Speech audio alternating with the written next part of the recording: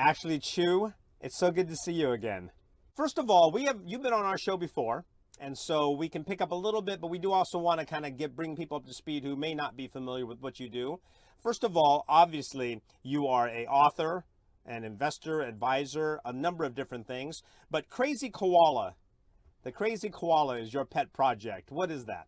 I like that name a lot because koala represents someone who like to eat, like to sleep. And when I don't travel, I do that a lot. One of the things we talked about was a book that was sort of an ongoing kind of journal in a way of your travels. At that time, it was called 550,000 Miles, I think. And then you were working on a new book, and that's out now, right?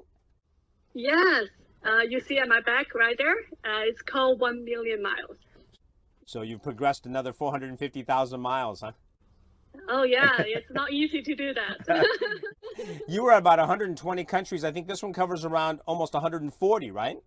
Well, it was really fascinating to me what you were writing about, and just your perspective too was so interesting. First of all, give people sort of an overview of what the book is designed to do. Yeah, sure. So my book is travel journal. It records all my personal stories, my experience in different countries, my interaction with the people in the local countries, whether walking on the street, when I'm taking a bus, talking to Uber drivers. So get different perspectives from the normal people on the street. On top of that, I also meet some very interesting people, from like celebrities to presidents. So quite a variety of people, and get their perspective as well. Understand how they live their life, and that's my purpose. I'm very curious to see how the local people live and how their economy is, how their healthcare system is, what are some of their culture, entertainment, all interact together. So that was my purpose of recording my experience there. And I know that one of the most interesting things I found is that you really do sort of talk to a broad spectrum of people. And a lot of the, everyday activities of what you call normal people on the street, they actually turn out to be quite interesting, huh? Because I guess everybody's coping in their different ways. And you get to, from your perspective, you're able to show how it is that people in these countries are doing the same thing that we're trying to do here, huh? Well, because I think people live in a very different way. I've met like Uber driver who's went back to their own country after living abroad for a long time, and they reunion with their high school lover, and finally after 20 years of time living in the US, went back to South America and married to their high school lover. So a lot of love story as well, personal story.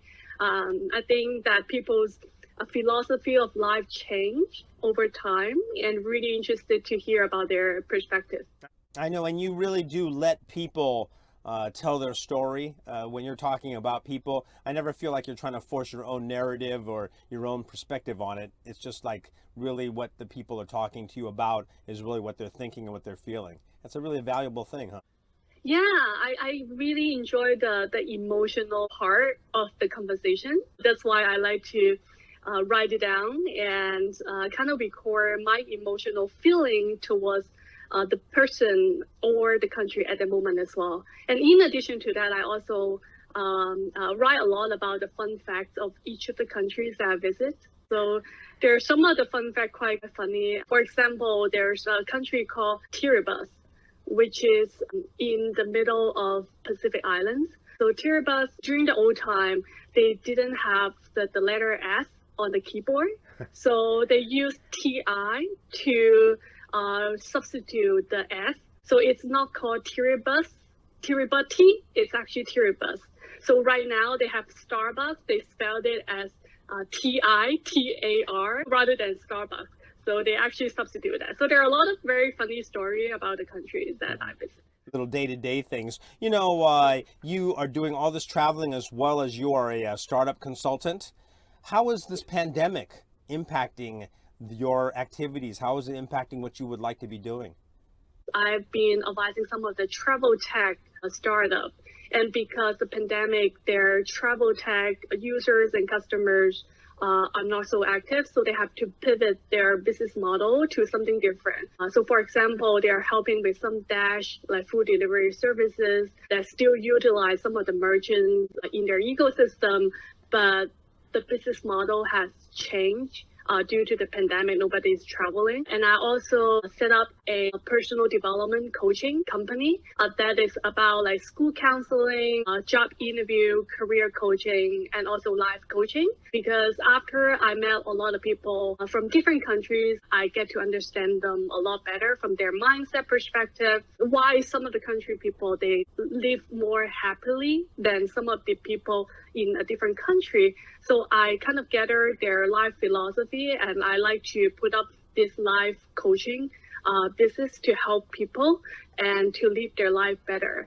And on top of that, because I've been doing a lot of advisory work to the business, and so school counseling, career, job interview coaching, those are something very relevant in terms of advisory. So that's why I added on to that as well. It's called KK Success. Well, Crazy Koala, it's a great idea. If we can't travel, at least people can read about your adventures, and I think they'll benefit from it. It is great to see you again, Ashley. We'll see you again when we go back in the studio, okay?